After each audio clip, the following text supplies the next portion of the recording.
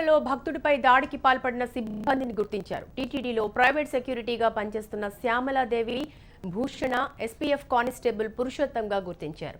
నిందితులను కోర్టు ముందు హాజరుపరచడంతో వీరికి 14 రోజుల రిమాండ్ విధిస్తూ ఆదేశాలు జారీ చేశారు.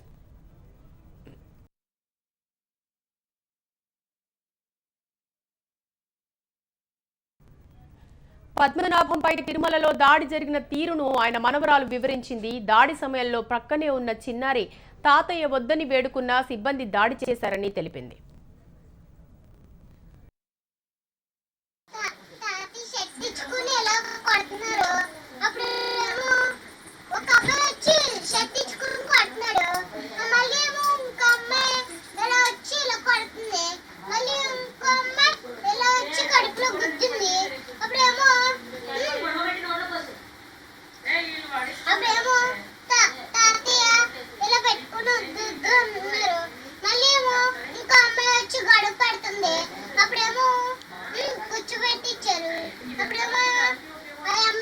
మళ్ళీ ఇంకో అమ్మాయి వచ్చి తడుతుంది.